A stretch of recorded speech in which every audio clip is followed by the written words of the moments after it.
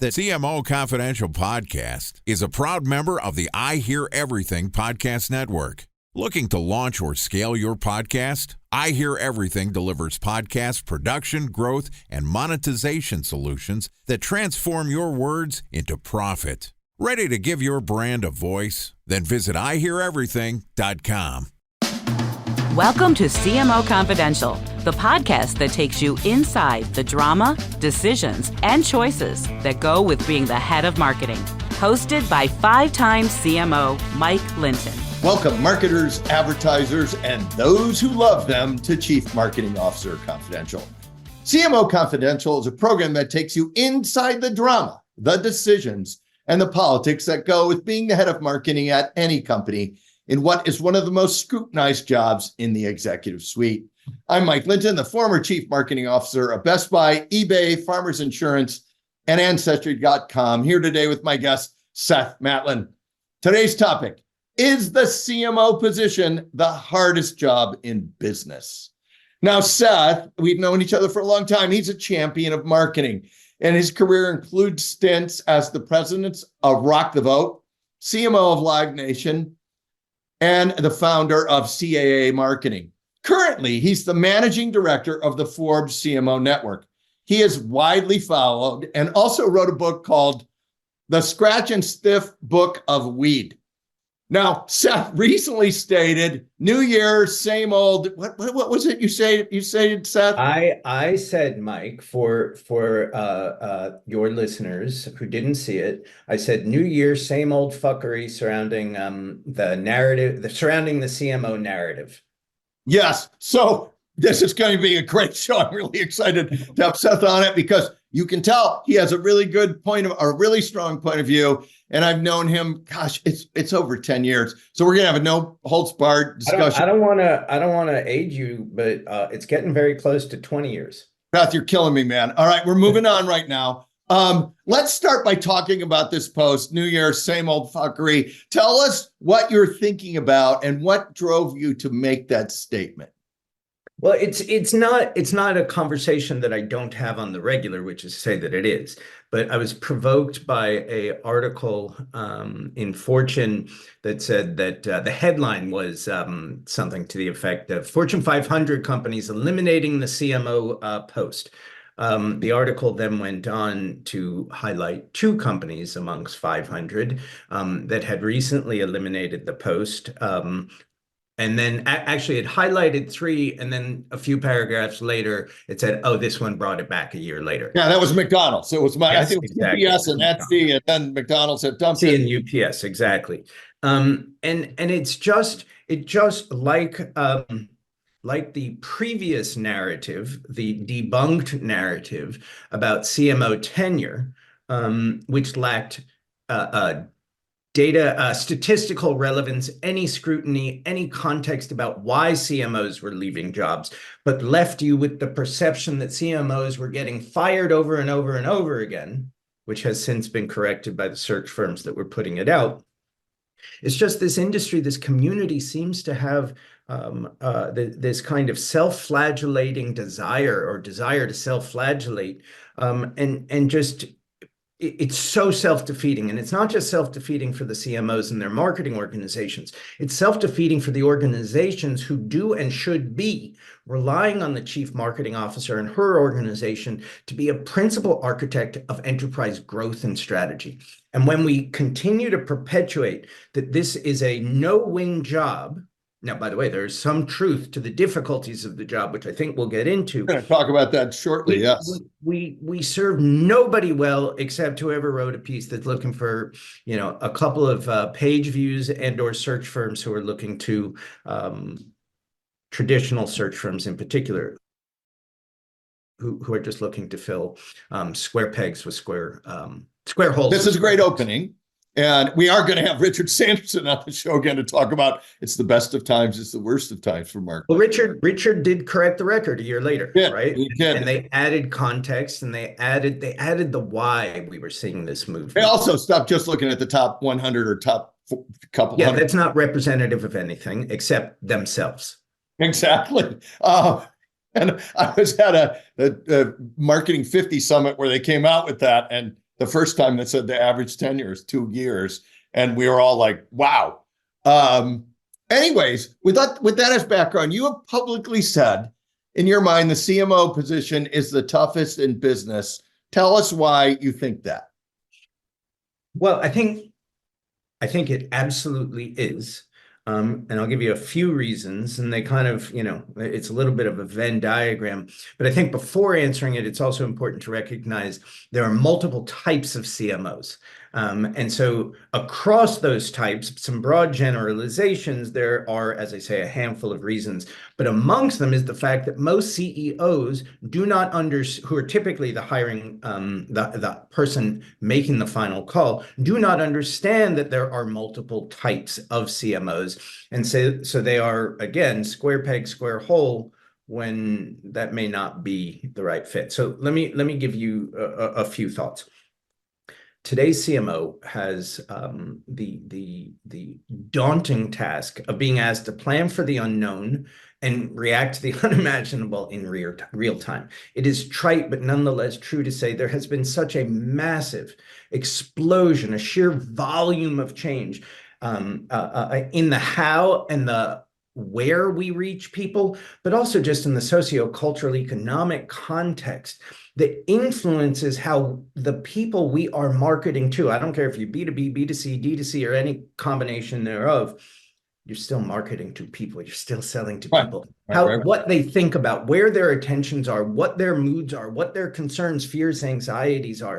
It's been an absolute assault on people's attentions that makes it harder to influence their intentions. It's harder than ever to separate signal from noise because there's been an explosion of data, but not an explosion of relevance, not an explosion of insight. I'd also argue that from a role perspective, we've seen a massive fragmentation and disaggregation, oftentimes disintermediation of the job. You've got, in the same enterprise as a CMO, a CBO, a chief growth officer, a chief sales officer, a chief commercial officer. Oh, and so sometimes you move all the digital stuff away from the CMO. Exactly. That's its own channel. And so you're not really, like, I always wanted the marketer to have all the consumer stuff. I didn't even consider it CMO. I consider it, I want to be the interface with the marketplace and the customer, but that's not the case. But then you have all this data and the function is moved in large part, to your point about relevance, to optimize the data. Is that true? What do you see? I want to disrupt your train of thought on the hardest job.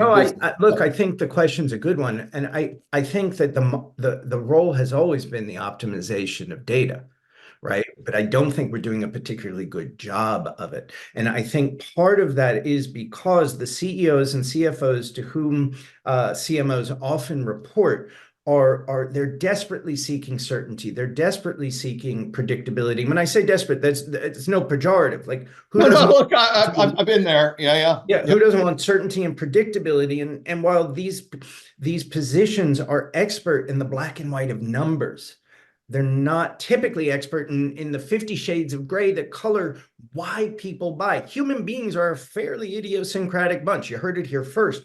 And so you then look at the fact that so few of these their C-suite colleagues come from marketing. I think it's something like 10% of the Fortune 250, even less as you go further, CEOs have any marketing background whatsoever. Fewer still are CFOs who are coming from marketing-centric background companies, and they don't have marketing backgrounds. So you're forced to shape the expectations and understanding of people who do not understand what you do, why you do it, what the payout should be, whether there should be an expectation of immediacy. And that influences their investment decisions. Something like 60-70% of CMOs don't think they are given the appropriate investment resources to realize their strategies, the strategies that are agreed to. And you got CEOs and CFOs who are measuring long-term strategies on short-term results, which then takes me to where we as a community, because we are not without culpability in the difficulty. I agree. That's why I was going to go here next, which is you get people that come in and they fire the agency right away. And what that basically tells the company is, I'm going to solve your problem with creative, when that may not be the problem at all. That may not be the problem at all. And by the way, it takes a good client to make a great agency. You don't even have to be a great client, but you got to be a good client. So where is culpability, responsibility, accountability? And we have allowed brand and performance to be bifurcated as if they're two entirely separate things, as if they're binary. We have allowed ourselves to use attribution metrics that we know more often than not are bullshit because they don't like last click as everything. Yeah, exactly. The last click was influenced by who knows what. Oftentimes, right? The collapse of the funnel is real. We were talking about my shirt, right? What I'm wearing, which is never heard of the brand before, saw the shirt, saw the product in my Insta feed, bought it. Awareness led to purchase in a moment. But fashion kind of lives, or if I can call this fashion, I'm going to go with lives fashion. outside itself. We're not measuring what matters. And in a world of change, to stop my rant, we're kind of losing sight of what endures. And we're not focused on the fact that while so much has changed, the architecture of people's brains hasn't. We're still primed to survive and thrive. We still want to belong, understand, connect, share values. We make emotional decisions and then rationalize them intellectually, right? And we've lost sight of a lot of these things. Well, I want to drill down on this a little more. Also, very few boards have marketers on them as well. So the marketer is basically each time, wherever they go, if it's not a consumer goods company in particular, convincing everybody about the long and the short term when they're usually under enormous short-term pressure. You've equated the marketer a lot to an entrepreneur. Tell us more about that, because part of this discussion is leading me to think, all right, your view might be when you come in, you're actually the growth entrepreneur in the company, if the company will let you, and if you are good enough to entrepreneurialize the work. So I think it's less that. Actually, do you mind? There's one thing I didn't say that I think is super important. No, please. Back to the last question. Marketing has become so decentralized, which is to say, right? There was a time in our careers past, Mike, when the CMO was the controlled, ivory tower controlled the brand, the message, the reputation, the image, the impact. That doesn't exist anymore.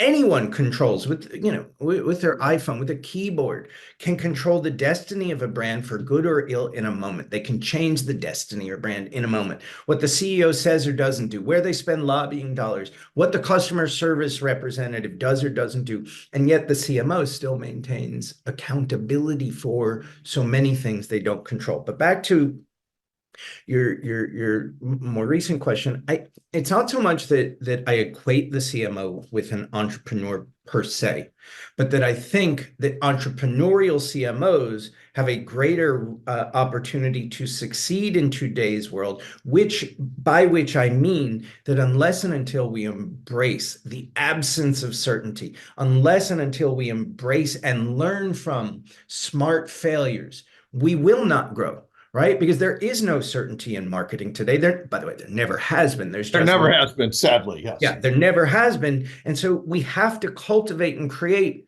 a permission to fail, because if we learn from the failure, we can optimize the next thing. We can invest better moving forward. We can dial things up. We can dial things down. But unless we take an entrepreneur's or entrepreneurial kind of attitude towards learning and pivoting and growing and optimizing, I think we're screwed.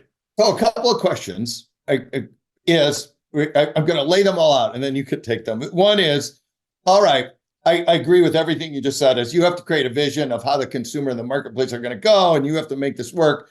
But one, are marketers being trained to do this anymore? Two, do very many CEOs and boards actually buy into that theory, or do you have to sell the concept as well? And then three, an awful lot of companies put the marketer, I'm just going to say this, at the little kids table for the holiday, but then they're still responsible kind of for the outcome.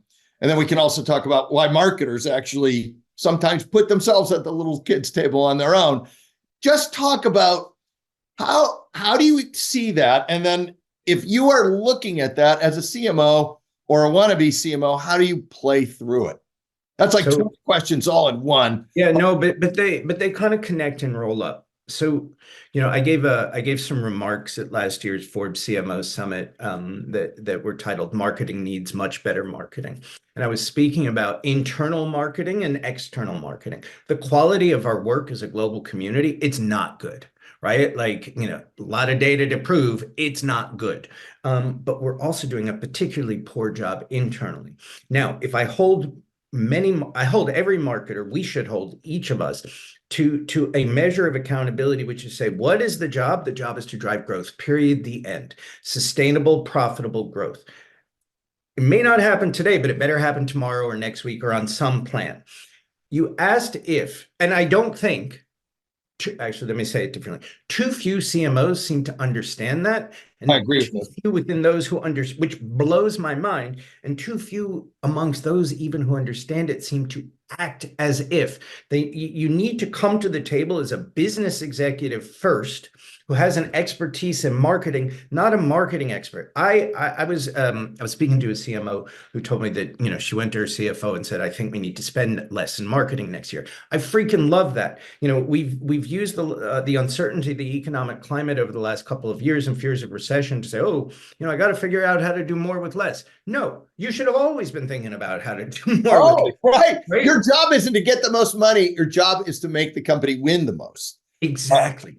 And I think that is then what feeds into the fact that too few CMOs have seats at the board table, that too many have seats at the little kids table. And when I say too many, there are plenty that deserve to be at the little kids table. I agree with that. Or they're optimizing performance marketing. Correct. Perfect. Well, I'm not a fan of performance marketing. I'm a fan of performance, right? Which is actually, let me say that differently. Like, all marketing is performance marketing. All marketing is designed to perform. And if it isn't, you're just burning money.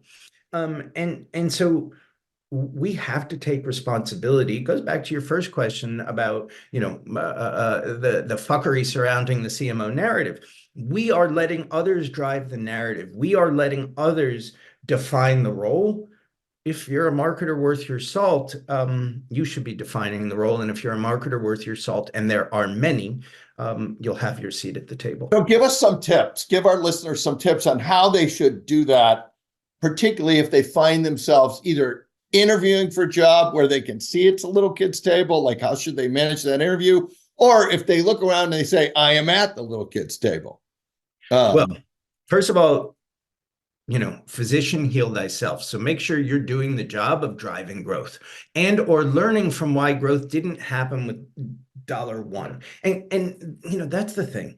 Like, we've become we're measuring everything except oftentimes the things that matter most are the things we can't measure, right? Like, how do you measure loyalty beyond the transaction, emotional loyalty? We were talking before we started recording about great work that gives people the feels. I want to feel something about almost every product I buy. I do want to feel something about every single brand I buy. And sometimes we buy for product, right? Pure efficacy, but sometimes, most of the time, I think we're buying for brand. I think if the fundamental question any CMO or CMO candidate has to ask as they're looking at a new opportunity is, can I succeed here? Right? Can I succeed? And that ensures that you've got alignment with your CEO and CFO on role, responsibility, authority, accountability, and influence. What is the culture of marketing investment? What is the attitudes towards marketing? Is it an investment or is it an expense? What's the corporate culture towards creativity, risk tolerance? And I'm talking about the biggest companies in the world and a startup. No, I agree with this. If you can't, you have to interview not for the job, but also for, are they going to let you actually drive growth or just demand it? And by the way, I really like the way you said it. Are they going to let you do it or just demand it? And when there is, when there isn't clarity about responsibility and authority, who can succeed? And I say that as somebody who has been in that position, who had a job, and I came to do one thing and they didn't let me. Would I have succeeded? I don't know. But I knew I couldn't do the job they hired me to do. I was a terrible interviewee. because all I wanted them to do was buy me. I forgot that I needed to buy them.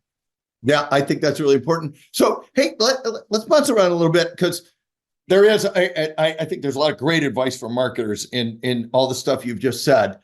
But a lot of times marketers are out there and they run into what I'll just call believers or non-believers. There's all these non-believers, maybe on your board, maybe your CEO, CFO are non-believers in marketing in general, and they're going to run this like they might run a supply chain efficiency story or real estate. How do you manage that as a marketer or an agency when you are faced with non-believers who start with the idea that you should zero-based marketing? You know, I get asked this question a lot, and I don't know if my answer is a good one, but my observation is that these same people are who are saying that, who are non-believers, to use your language, excuse me, they're denying their own lived experience, right? They're denying their own attitudes and behaviors. And so, you know, the CEO, the CFO, the watch they're wearing, the clothes they're wearing, the neighborhoods they live in, the vacations they choose, the cars they drive, the things in the pantry. I totally agree with this. One of my things is, so you think consumers are so efficient, so I'm sure you're driving a Honda Civic because that would be the most efficient car. And I'm sure you're drinking like generic soda, average beer, average, you know, you're drinking stuff that is by far the highest value stuff. You're not driving a Mercedes to work or doing this stuff. Exactly. They're denying their own lived experience. I'm holding my phone, by the way, not because I'm looking at my text from my daughter, but because Warren Buffett said something some years ago, or at least he gets credit for saying it. He said, if I gave you, to an Apple user, if I gave you $10,000 to never buy or use an Apple product again, would you take it? I'm like, hell no, I would not take it. Right? That's a pretty powerful brand. That's LTV. That is lived experience, and they're denying it. I agree with this. I think that's good advice.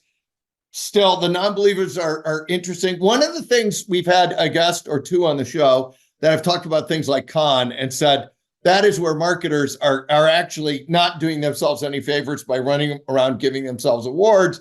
In fact, one of our guests called it a bit sad. Tell us what you think about that. Does that make marketers look self-absorbed or what? Probably. I mean, it is, again, if we think about the brand of Cannes, it's palm trees in the Mediterranean and feels and often can be a boondoggle of sorts.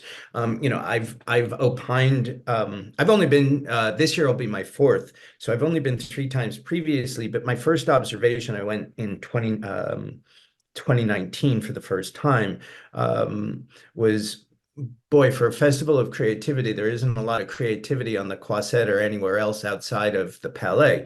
And to me, it's a bit of a metaphor for marketing broadly, where it's not that it's creativity gone awry, it's creativity gone away, more often than not. And it's never made it there. Never made it. So right, like it's just, you've never been. Oh, I never thought it was. Yeah, look, I would love to go, but I never thought it was worth the time. So, but I think that then, look, there's the festival, and to the credit of the Lions, if you look at the expansion of the categories that they recognize and honor over time, and it's expanded massively, they're also reflecting, both as mirror and as leader, the things that are increasingly important to this increasingly decentralized and expanded remit of the chief marketer and of the agencies that serve her. But I think, look, there are a few moments within our global community where people come together in one place. And I think you go for the serendipity, you go for the meetings, you go to be part of a community. And I've never met in my life a more generous, kind, giving community of marketers than the CMO community in particular. I agree with that. And what I will also say is, I was privileged to be able to give some remarks last year to winners of the Future Lions, the ad schools that won the Future Lions Awards. And one of the things I said, and I do think this is a big problem for us, is the greatest reward, recognizing we're standing at an award show, isn't the award you win, but the work that works, regardless of whether it wins an award. Exactly. And I interviewed Susan Creedle for a series that we do here at Forbes. The legendary creative, who's now chief creative officer at FCB, and she said something to the effect of, what drives a young creative's career growth isn't always the same as what drives a brand and business's growth. And we as a global community need to do a better job of bringing those things together. Because I don't care if you win an award, I care if you drove my business. Yeah, your shareholders can't eat an award and, it doesn't drive the stock up. Speaking of networks, tell us about the Forbes CMO network and what you want to accomplish there. So, the network is might otherwise be called community. And when I came in, Mike, my background, you spoke to some of it. I've spent most of the last 25 years either in or certainly around Hollywood. And so I look at our role at Forbes and within the CMO network specifically as being as metaphor, being an agent for marketers and marketing. Our job is to help the CMO and everybody in her ecosystem that surrounds her internally and externally do better marketing. That's our job, because there's misunderstanding, misalignment, and it's harder than ever to do good marketing, right? It's always been hard, but it's harder than it's I agree. That's why we started CMO Confidential. Same thing, which is I think marketers are not getting trained as well, and it's a harder job. And also, marketers used to be trained by marketers. Now they're being trained by engineers. A broad stroke generalization, but it is to represent them, which is why within kind of our editorial focus, we're not particularly interested in quote unquote news stories. Forbes is very interested. Within the CMO network, we're less, because we're interested in stories that don't have a perishable life of 48 hours, right? That are as relevant a year from now as they are the day they're written, and that make somebody, even in complete disagreement, and people disagree with what I write and publish and post all the time, even in disagreement, we can get stronger. That's actually, we get stronger. I agree with that. So there should be a lot of evergreen stories in marketing, and also telling people how to do CAC better is not going to make for great growth. Hey, I would be super negligent if I didn't ask about lessons learned at CAA and also about the Scratch and Sniff book. Two things that are unrelated. Totally unrelated, but super interesting. So, I started CAA marketing in May of 2000. And I'd never been, you mentioned I was president of Rock the Vote, but I'd never worked inside a Hollywood company before. Rock the Vote was a nonprofit. I learned a lot. I mean, in fact, everything I just said about the role of the Forbes CMO network comes from having been surrounded by and working closely with, also at Endeavor, some of the best agents in the world. And watching the best agents in the world do what they do, I learned that representation is like a hyper focus. Representation is oftentimes telling your client good representation, what they don't want to hear, pushing them to do what they don't want to do, because you believe as their representative that it is best for them. It requires conviction. I learned that taste matters so much. I remember asking our general counsel at CAA, I'd been there a month or two, why a particular lit agent who's still there was so good and so well regarded. And he looks at me and he's like, she's got great taste. And taste matters. But I think that if I would leave you with three things. High tolerance for ambiguity. I did the deal while I reported to the then board. I did the deal with our general counsel, an absolute legend named Michael Rubel. I was like, okay, we're done. What's it going to take to succeed here? Which, by the way, I probably should have asked before we were done. But I'll never forget what he said.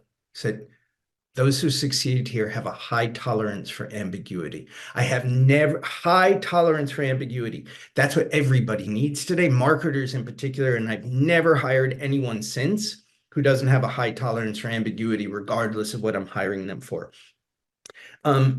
Is a brilliant, he's now one of the few folks who really runs the agency, Kevin Huvane, one of the greatest agents in Hollywood's history, a brilliant executive. He said to me shortly before I left, we were closing a deal, and it was getting a little squishy. He's like, there's a point where somebody has to step up and close the deal. And it's always important, deal both literally and metaphorically. It's always important to keep that in mind. And then, the last thing is service is everything. And I don't care, what you're selling, client side, service side, again, B2B, D2C, you're in the service business. We're all in the quality of life business. We're all in the business. Motor Oil is in the business of making my life easier. We're all in the business of adding to somebody's quality of life, and CA taught me that. Nice. But, we're running out of time. So I'm going to ask you to come back on the show later this year, and then we'll talk about the book. But but you can buy it now on Amazon, the Scratch and Sniff Book of Weed. All right. Funniest story you can tell on the air and or practical advice to our audience that we haven't talked about yet. You can take both or one, but you have to pick at least one. Yeah, you were kind enough to give me a heads up on this question, and I was thinking about the funny stories, and I realized they're probably only funny to me. So I'm going to tell a story that I think will be familiar to far too many of your listeners, and I'll position it as advice. And let me start with the punchline: you're not the target. And too often, going back to so much of what we've talked about, the people who evaluate marketing evaluate it as if they were the target when it was never built for them to begin with. So this is quite a few years ago, and we were at CAA. I think I was probably working with you when you were at eBay at the time, but we had another client. We happened to be in Hong Kong at this moment. It was shortly after 9/11. We were doing a meeting with I was agency side, client side was the global CMO of a company, a massive consumer brand. We were going around the world meeting with their marketing leadership. He leaves this one meeting, comes back in about 10 minutes later, and you could just tell whatever he left for didn't go well. So I said to him, what happened? And he said he'd just gotten off the phone with a member of his board who was a octogenarian at the time, who insisted that they take a commercial off the air because the commercial starred a very famous musician at the time, and still, because her belly button was showing. This is a youth-focused brand, and the octogenarian is like, I don't want to see her belly button. He wasn't the target. And so millions and millions of dollars in creative and agency time and client time and media, we just tanked, right? We all know the story of the idea that got killed because the CEO's 12-year-old didn't like it, didn't get it, you're not the target. I was sitting with a CMO recently, and I was like, I know I'm not the target of your creative, but I don't get it. Tell me what the brief is. Shared the brief. I still didn't quite get it, but then shared the metrics. I was so not the target because the metrics are insanely positive. What they measured mattered, and what they saw was spectacular. And it's a good lesson. We're not the target. I think that is a great way to end the show. So Seth, thank you for being Thanks for having me, man. You're more than welcome. We'll have you back towards the end of the year to talk about all the stuff that's going to go on in 24. Thanks everyone for listening to CMO Confidential. Look for more of our shows on Spotify, Apple, and YouTube, which include an operations-trained CEO dishes on what he really thinks about marketing. A B-School professor discusses brands taking a socio-political stand. Hint, it's probably not a great idea. And what your agency wants to tell you, but won't. Parts 1, 2, 3, and 4. And also, if you like the show, please subscribe. And the upcoming show, Marketing, the battle between believers and non-believers. Hey, all you marketers, stay safe out there. This is Mike Linton signing off for CMO Confidential.